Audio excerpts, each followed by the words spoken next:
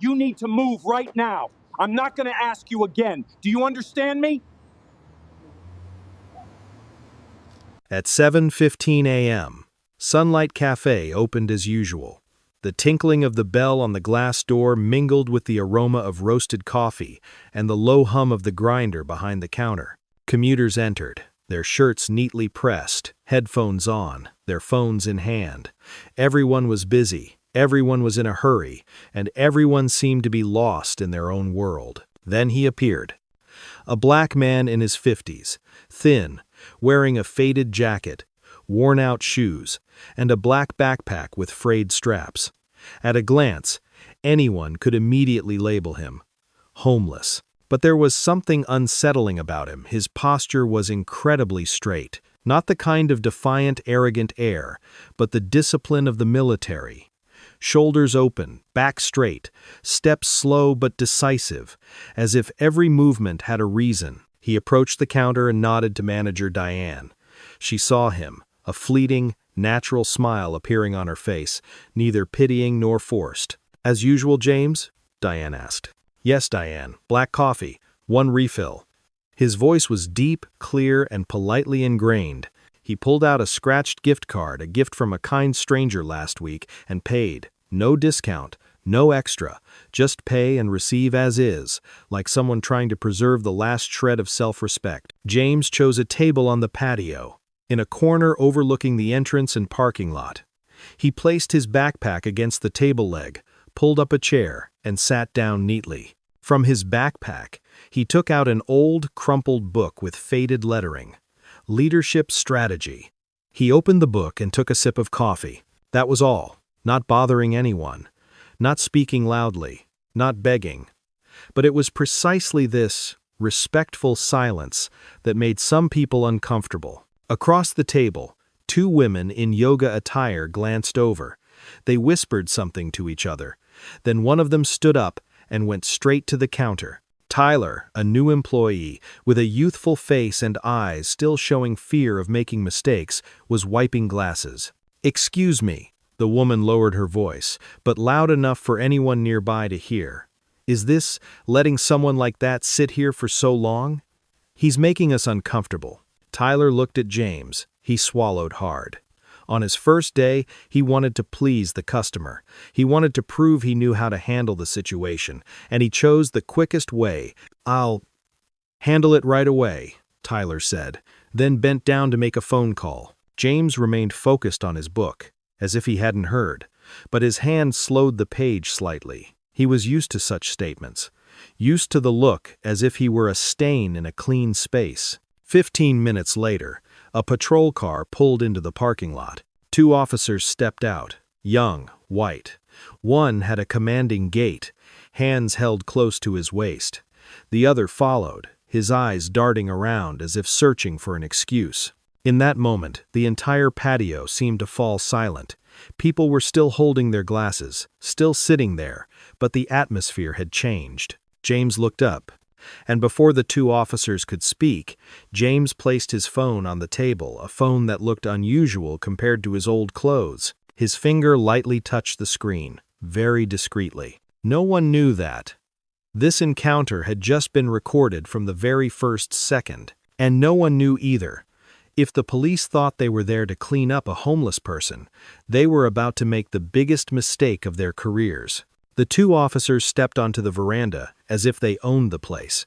The one leading officer, Brennan, glanced at the coffee cup on James's table, then stared directly into his face with icy eyes. Officer Daniels stood slightly behind, hands casually on his hips, his eyes scanning as if assessing an invisible threat.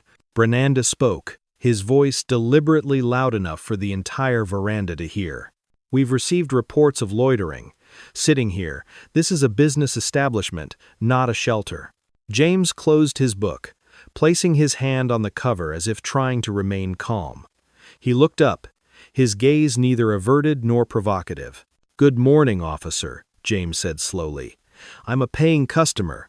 I'm having coffee." The answer made Brennan pause, not because he was convinced, but because James's voice didn't sound the role Brennan had imagined.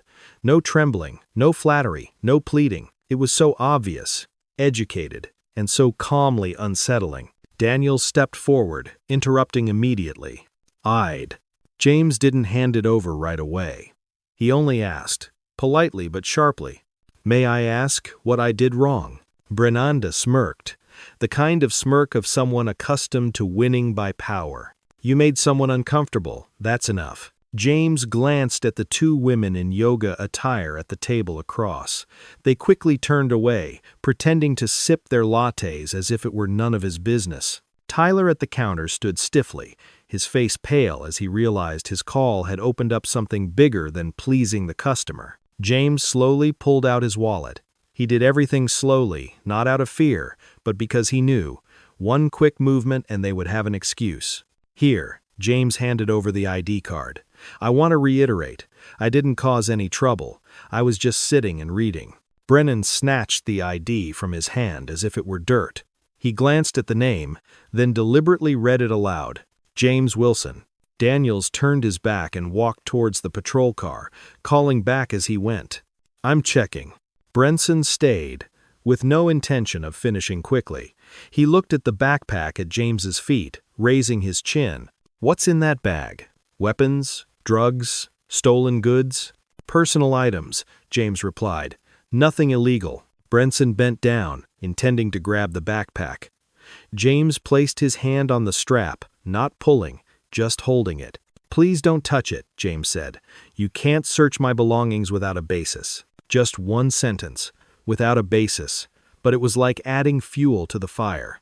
Brenson narrowed his eyes, his voice harsh. "Are you trying to teach me the law?" The atmosphere around them thickened.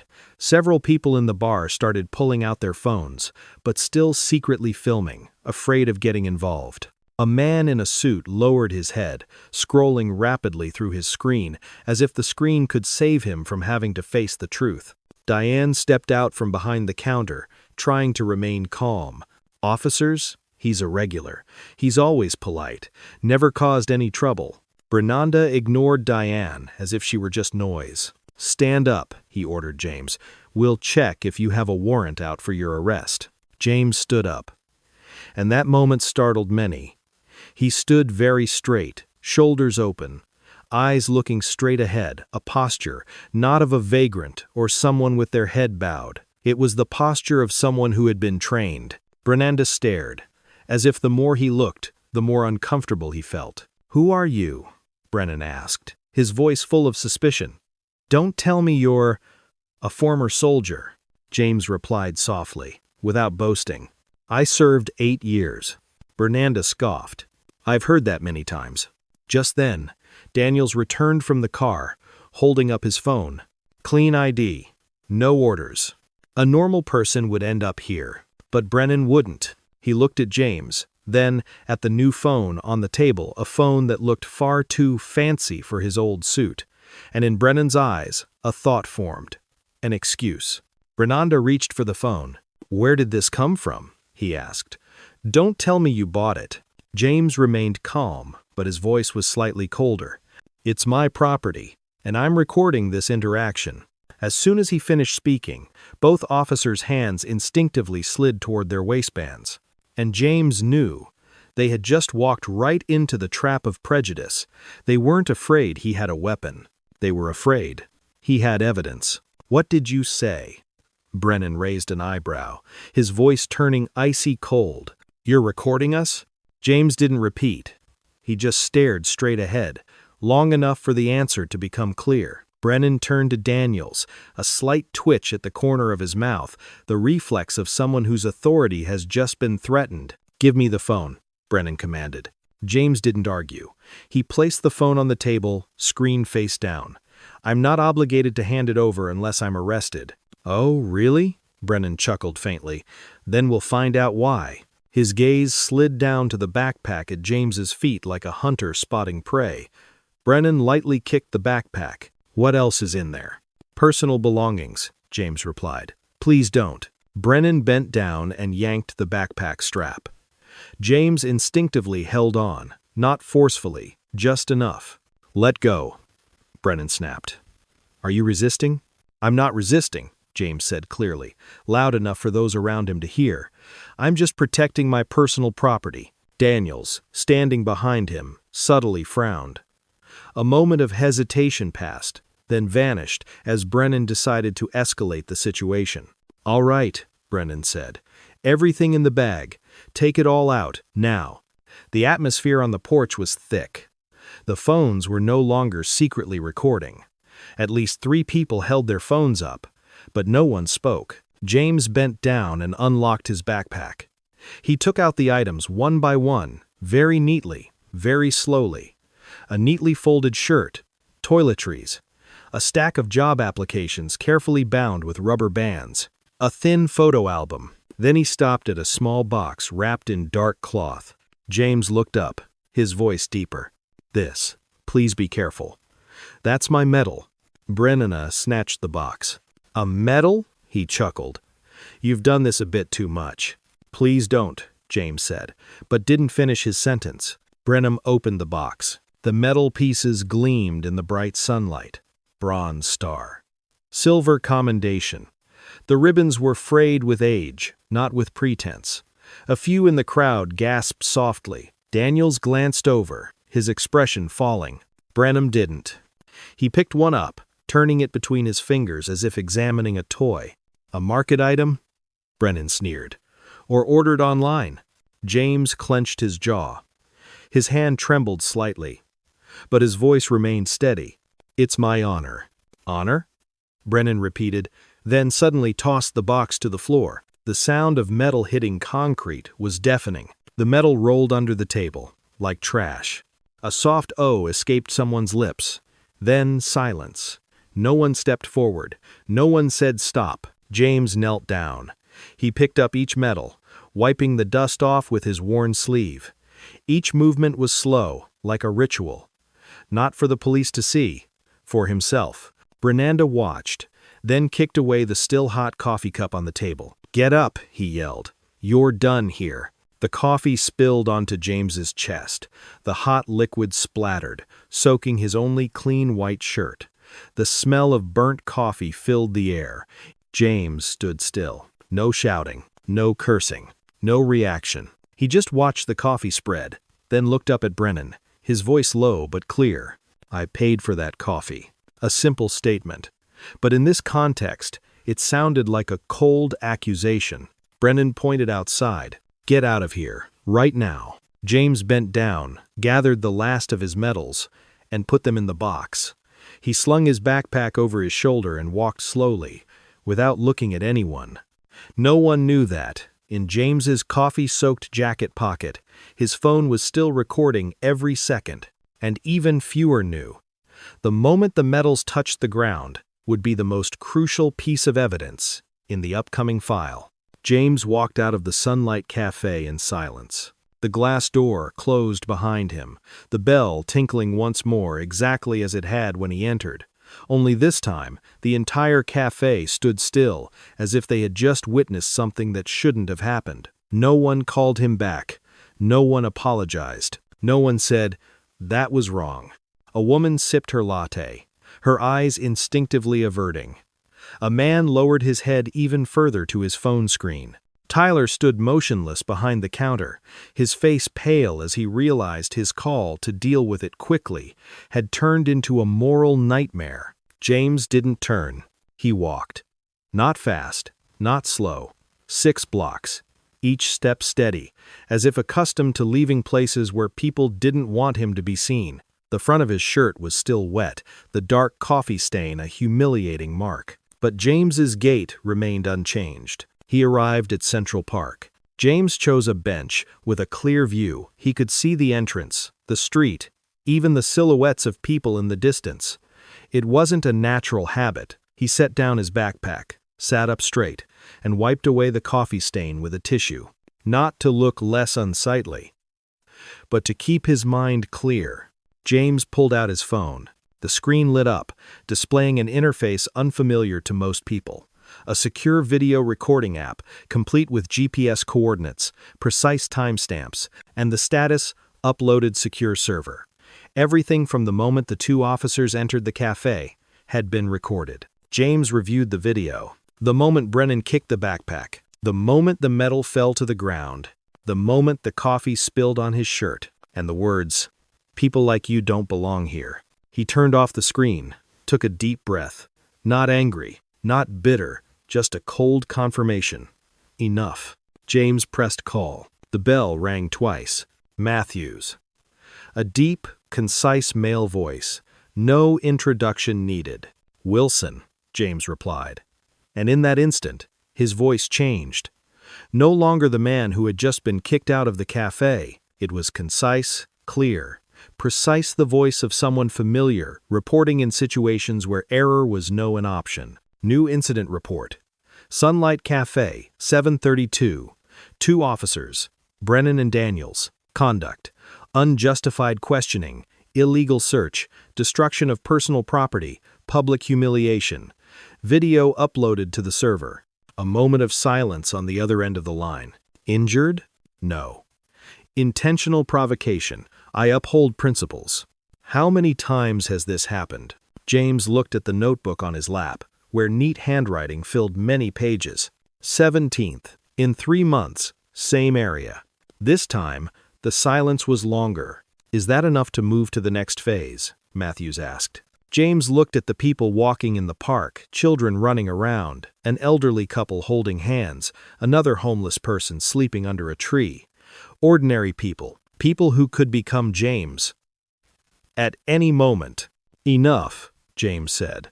I suggest activating Phase 2. Allowed, Matthews replied. But stay safe. You know the rules. James hung up. He opened an encrypted messaging app. Typed just one word. Lighthouse. Sent. Somewhere in the city, 3 phones lit up simultaneously. A prosecutor rose from his desk. A judge folded up a file. A senior officer closed the door to his office. James put away his phone, opened his notebook, and added one last entry for the morning. Medal destroyed. Witness present. Cafe camera. He looked up. Brenanda's patrol car sped slowly through the park. Brennan glanced at James through the rearview mirror, his eyes filled with resentment, as if telling himself that this wasn't over yet. James looked back, calmly. Brenanda thought he had just taught a homeless man his place. But the truth was, the moment James left the cafe, the rules of the game had changed. The patrol car didn't leave the area. Brennan drove slowly around the park, his eyes fixed on the bench where James sat. A very unsettling feeling ran through him, not anger, but defiance. A man he considered inferior hadn't been afraid, hadn't begged, hadn't given up like he usually did. And to Brennan, that was unacceptable. The car stopped. The door swung open. Brennan stepped out, deliberately walking slowly, his shoes clicking on the pavement as if to signal his presence. James remained seated, head bowed, writing in his notebook, as if oblivious. "Didn't I tell you to leave this area?" Brennan growled, standing close to James. James looked up, calmly. "This is a public park, officer." He tilted his head slightly. "Do you remember my name?" The question made Brennan pause. He didn't answer, but pointed to his notebook. "What are you writing?" "Personal notes." James closed the notebook. "Give it here." Brennan held out his hand. James didn't snatch it. He handed it to him, not because he was weak, but because he understood. Everything that was happening was being seen. And in his jacket pocket, the phone had been reactivated the moment Brennan got out of the car. Brennan flipped through the notebook. Neatly written lines appeared. Date, time, location, vehicle number, officer's name, actions, witnesses. Not a self-pitying diary, not an emotional accusation. It was a file. Brennan's face changed color. "Are you spying on the police?" he yelled. "Who are you?" "I'm recording my experience," James replied calmly. Brennan threw the notebook onto the seat. Face against the tree, arms outstretched. Several pedestrians stopped. A girl pulled out her phone and started filming. An old man stood at a distance, hesitated, then also raised his phone. James stood up and complied. He spoke clearly, slowly, enough for all the cameras to capture. I did not resist. Brennan searched James, his hands rougher than necessary. Nothing, no weapons, no drugs, only a phone in his coffee-soaked jacket pocket. Where did this phone come from? Brennan snarled. Stolen? Mine. Where's the proof? Brennan snatched the phone and shoved it into his police jacket pocket. Confiscated. Investigate. James turned just enough for the cameras to see his face. Confiscated for what crime, officer? Brennan forcefully twisted James's wrist behind his back. Resisting. James winced slightly in pain, but his voice remained clear. I did not resist. Just then, another car pulled up. Officer Daniels ran over, looking around at the crowd and the cameras recording. Brennan, stop, Daniels said softly but urgently. There's no basis for it. Get out of the way, Brennan snapped. I'll handle this. A man's voice rang out from the crowd, full of astonishment. James Wilson? Is that you? An older, well-dressed man strode quickly forward. He looked at James, then at Brennan, his voice turning stern. What are you doing to Lieutenant Colonel James Wilson? The air froze. Brennan stood still. Daniels's faces turned pale. The man turned to the crowd, speaking loudly and clearly. I'm Reynolds, a former captain. I served with him. The telephones were raised higher. Brennan loosened his grip on James for a split second, a very brief moment, but enough to show the first crack in his authority. And James knew, from this moment on, the story was no longer just between him and Brennan. It had witnesses. Do you know what you're doing? Renson's voice echoed through the park, deep and decisive, not the kind of voice one used to picking fights, but the kind used to giving orders in life-or-death situations. He stood tall, his hand still holding the recording phone, his eyes fixed on Brennan. The man you're holding is Lieutenant Colonel James Wilson, Reynolds continued, one of the most commended officers in the unit I've ever commanded. The crowd murmured. A few whispered, their eyes a mixture of curiosity and confusion, turning to look at James, who remained standing there. His back pressed against the tree trunk, his hands positioned as if he'd been trained for a long time. Brennan tried to regain his voice, but the tone lacked the confidence it had had in the cafe. Sir, step aside. This is professional conduct. You're obstructing the police. Renson took another step closer, close enough for the camera to clearly capture both their faces. When you abuse your authority, it's no longer professional conduct, he replied. That's a violation. Daniels stood to one side, sweat beading on his forehead. He looked at Brennan, then at James, then at the growing crowd. The phones were no longer hidden. Everyone was filming openly. Another patrol car pulled into the park. This time, Lieutenant Garcia Bernanda's direct superior stepped out. Garcia understood immediately at the sight. This wasn't a situation that could be handled internally. Report on the situation, Garcia said, his voice short and sharp. Bernanda responded quickly, almost stammering. Suspicious subject, Lieutenant. Following the police, resisting arrest. A protest erupted from the crowd. He didn't resist arrest. Garcia turned to James. Sir, are you all right? James nodded slightly. I'm not injured, but my property was illegally confiscated. Garcia turned to Brennan, his gaze icy. Where's the phone? Brenson hesitated for half a second too long in Garcia's eyes. Give it back, Garcia ordered. Brenson reluctantly took out his phone and handed it back to James. The cameras captured that moment, the moment a small power was forced to retreat from the spotlight. Garcia lowered his voice, but loud enough for those nearby to hear. Officer Brennan, you're overstepping your authority. Brenson gritted his teeth. Lieutenant, enough, Garcia interrupted. Officer Daniels, record the witness. I'll handle the rest. Rezin moved closer to James, speaking softly enough. Are you all right? James replied quietly. I'm fine, thank you. Garcia turned back to James, offering his business card. If you agree, I suggest you come to the station to give a formal statement. I'll ensure the process is done legally. James took the business card, looking directly at Garcia. I'll come, with my lawyer. A fleeting look of surprise crossed Garcia's face. Then he nodded. Of course, sir. Bernanda stepped back a few paces, his eyes a mixture of anger and bewilderment. He knew perfectly well. The situation was spiraling out of his control. As the crowd began to disperse, Reynolds leaned close to James's ear and whispered quickly, You know, everyone's filming now. James nodded. I know. It's necessary. Bernanda returned to his car, slamming the door so hard it echoed through the park. But this time, no one was afraid of him anymore. No one turned away. James stood still for a moment longer, watching the car disappear. He opened his notebook and added one final entry for the morning. Commander's intervention. Public witness. Escalation blocked. Then he closed the notebook. James knew that from this moment on, the story was no longer a homeless man being harassed. The truth has come to light, and when the light has been turned on, there will be those who can no longer hide in the shadows.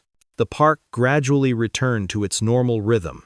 The onlookers began to disperse, but their gazes were no longer the same, no longer averted. Instead, they held a questioning look. What exactly did we just witness? James sat on the bench for a few more minutes. Not because he was tired, because he was waiting. A black SUV glided up silently, without honking or flashing its lights. It stopped a few meters away from him. The window rolled down. A woman in a gray suit, her hair neatly tied back, her sharp, calm eyes looking directly at James.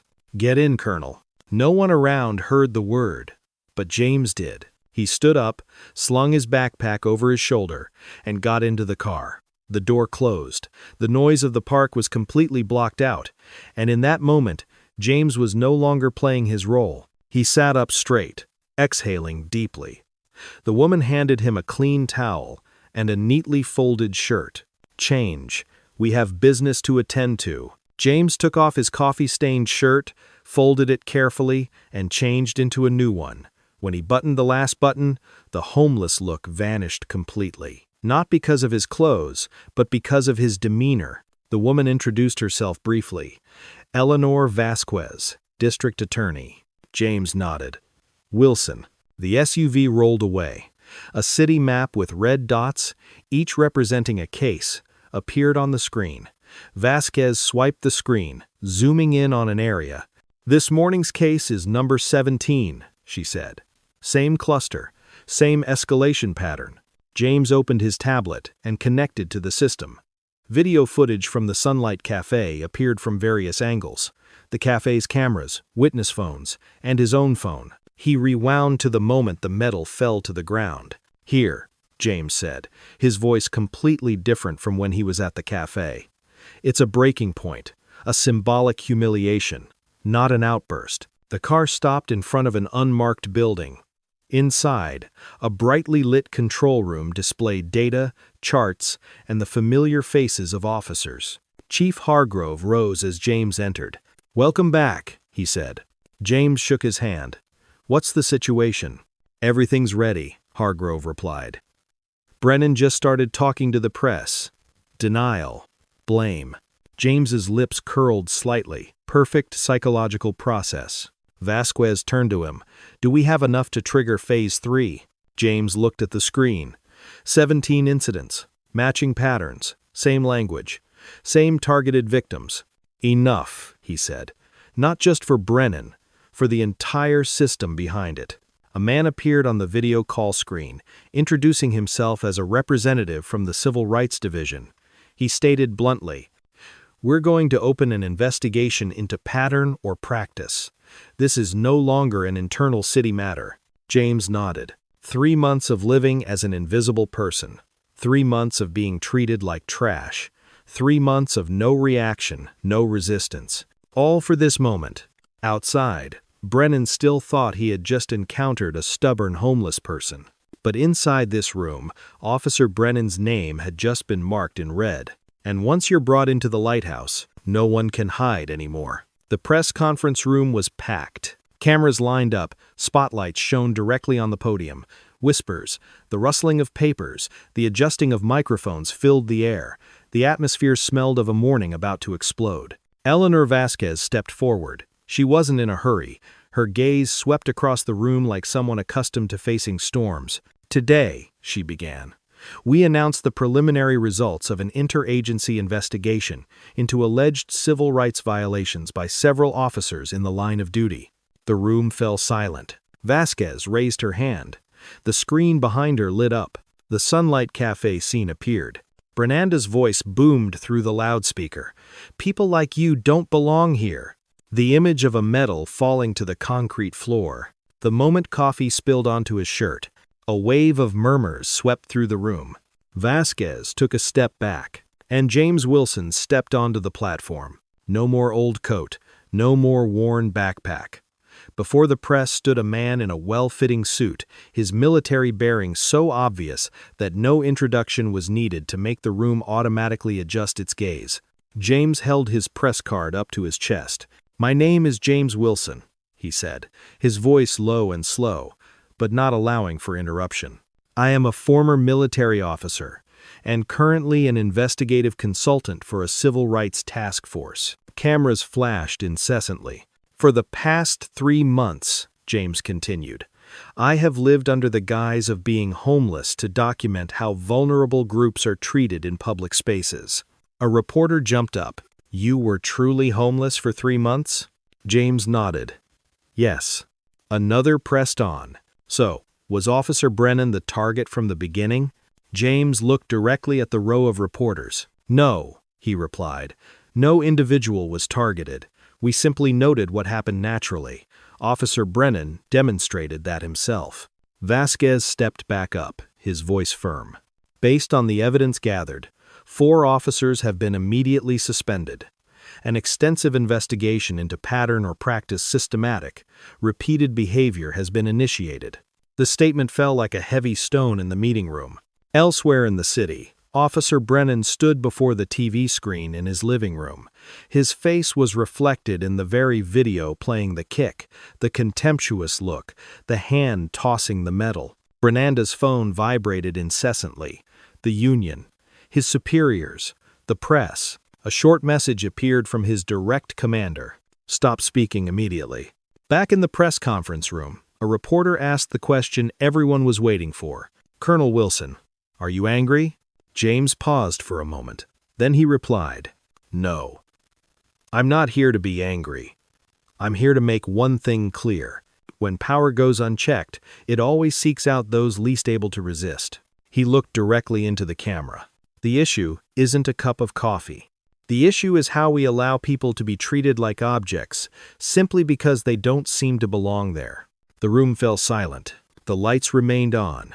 The cameras continued rolling. And from that moment, the story was no longer a viral video about police humiliating a homeless person. It had become a criminal case. 3 days after the press conference, the internal hearing room was closed. No media cameras, no crowds, just white lights, a long wooden table, and the cold faces of the disciplinary committee. Officer Craig Brennan sat in the middle, his back straight but his shoulders stiff. Beside him sat his lawyer and union representative. In front of him was a thick file titled Operation Lighthouse. Chief Hargrove began, his voice emotionless. "This hearing examines Officer Craig Brennan's conduct based on video evidence, witness testimony, and 3 months of behavioral pattern analysis." Brenham's lawyer leaned forward. "My client is seeking to cooperate and provide information regarding unofficial directives within the unit." The room fell silent. This was no longer a defense room. This was a bargaining room. Brenham swallowed hard. When he spoke, his voice was distinctly different from the day in the coffee shop. "We were under pressure," Brennan said, "from the business districts. They wanted to clean up the downtown area, especially the homeless, especially people of color." An investigator asked directly, "Who conveyed that pressure?" "Sergeant Lawson," Brennan replied. "He said it was directive from above. No written document, just internal meetings, text messages, hints." James watched the hearing on a screen from the control room. He showed no emotion. Vasquez stood beside him, pen already in hand. Brenanda continued, as if he had decided to pull the curtain down with him. "There's an unspoken quota. There's a list of areas not to be dirty. If you get rid of the homeless quickly, the businesses are happy, the superiors are happy, and everything is overlooked," Hargrove asked coldly. "And so you think you have the right to destroy property and use force?" Brenanda lowered his head. "I lost control." Hargrove immediately replied, "No, you're in control. You've chosen the weakest target, The lawyer whispered something, but Brennan raised his hand to stop him. He knew the road back was closed. The only thing left was to minimize the damage. "I have a message," Brennan said. "Meeting notes. Not formal, but enough to see the pattern." Vasquez turned to James, his voice low. "We've got roots." James nodded. "Not just one broken branch." The preliminary conclusion was read. Recommended dismissal, revocation of certification, transfer of case to prosecutor. Brennan sat motionless. Everything he had once believed in mutual protection had vanished in a few days. Outside the hearing room, subpoenas were being signed and sent. Business associations, neighborhood security meetings, lists of local political donors. The story expanded beyond a single officer. James looked at the list displayed on the screen. He spoke slowly, as if concluding a chapter. When someone begins to speak to save themselves, the system reveals itself. And Lighthouse had shone a light on its darkest depths. The city had no choice. Following Brennan's testimony, things moved faster than expected. Submissions for records were sent out silently, but the impact was anything but silent. Business associations, neighborhood security meetings, informal messages between leaders and subordinates, all were brought to light one after another. The story was no longer about a bad cop. It became the bigger question. Who turned the police into a tool for cleaning up people? Chief Hargrove appeared at an emergency meeting with the city council. His voice was deep and firm, unapologetic. "We cannot fix this by covering it up. Only total reform can restore trust." That same week, the decisions were announced. Body cameras became mandatory, and data was no longer under internal control. An independent civil oversight board was granted random access. All interactions with homeless people had to include instructions for social services, not just requests to leave. Citizen complaints, especially from vulnerable groups, were no longer subject to pre-investigation screening. The police union protested. Some veteran officers resigned early. Some politicians avoided answering the press. But the wheels had started rolling, and this time, no one could stop them. James wasn't in front of the cameras during this period. He was in a small meeting room with Vasquez and the legal team, reviewing each line of the recommendations. Each adjustment was based on data without emotion, without revenge. "Don't you feel a little better?" Vasquez asked, after a long meeting. James looked up. "A light heart isn't the goal. The right direction is." At Sunlight Cafe, small changes began to appear. Diane hung a simple sign. "Veterans Welcome." A small shelf held materials on housing, employment, and psychological counseling. Staff were retrained not to handle situations, but to recognize people. Tyler, the new employee who had called the police, was asked to complete 60 hours of community service at a homeless shelter. Initially, he reacted defensively, but after a few weeks, he began to understand. Some seemingly small decisions can hurt deeply. On social media, debate erupted. Some called James a trap. Others said, if we didn't do that, nothing would have changed. James read it all. But he didn't respond. He added just one line to his end-of-day report. "Reform doesn't create applause, it creates friction. But friction is a sign of movement." And as the city began to move slowly, bumpily, James knew. The hardest part wasn't exposing the truth. The hardest part was keeping the light from going out. A year later, at 7:15 a.m., Sunlight Cafe was still open on time. The familiar doorbell rang. The scent of roasted coffee still lingered in the air. But something was different. James Wilson walked in. No more worn coat, no more faded backpack.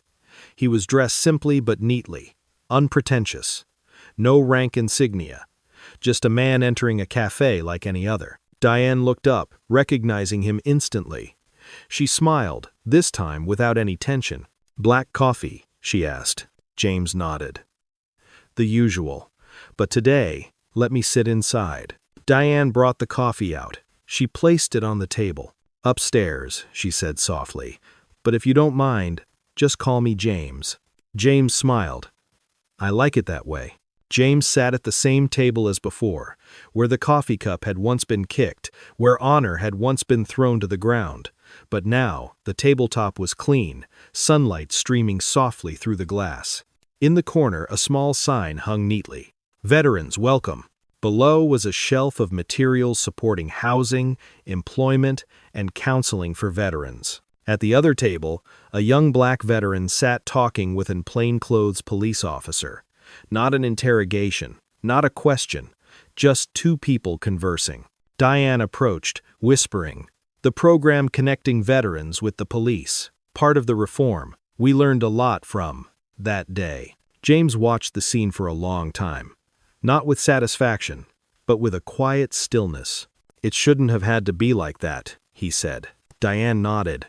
"But it taught us what to do." The door opened. Captain Garcia entered, now promoted. He was in civilian clothes, carrying no authority, only a respectful nod. "Quick report," Garcia said, sitting down opposite James.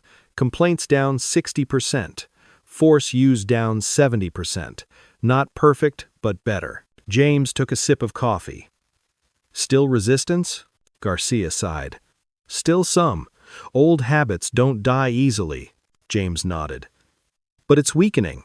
A homeless man approached the door, hesitating. The employee smiled and opened the door. "Hello, would you like some warm water?" No one called the police. No one looked at him as a problem to be dealt with. James watched the scene, setting down his coffee cup. "This is what's worth protecting," he said. Before leaving, James left a large tip. Diane shook her head in refusal. "Not for me," James said. "For the program." Diane understood. James stood up and walked out of the cafe. The doorbell rang. This time, it wasn't to drive him away, but to see him off. As an ordinary guest, a respected man, James stepped out of the Sunlight Cafe, blending into the morning stream. No more scrutinizing glances, no more awkward silences. Everything seemed normal. But that very normalcy was something that had once been non-existent. He walked slowly around the corner, past a newsstand. On the front page was a small headline: "City X expands lighthouse model to 3 new areas."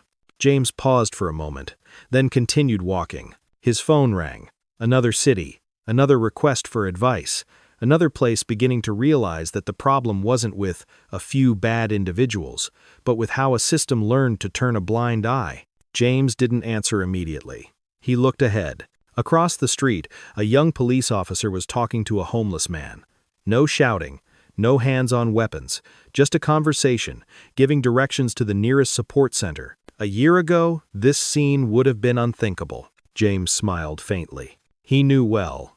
Justice wasn't about someone being humiliated in a single moment. It wasn't about an officer losing their job, or a video getting millions of views. True justice lay in small, repeated changes every day when power learned to restrain itself, and people learned to see each other as human beings. James opened his phone and answered the call. Wilson speaking. On the other end, a hopeful voice said, "We need you. There are people here who are treated as if they don't belong." James replied, his voice calm but firm. "Then let's start by turning on the lights." The call ended. James continued walking, carrying his story not as a legend, but as a reminder. That sometimes, the most dangerous thing isn't an abuser of power, but a room full of decent people who choose to turn away. And if you're reading this story, perhaps the question isn't, what did James do? But rather, when you see something wrong happening, are you Brennan, Daniels, Tyler, or the one sipping coffee and pretending not to see? Because change doesn't always start with a protest. It doesn't always start with a punch. Sometimes, it starts with a very small action, not turning away. And sometimes, just one phone call for things to start changing.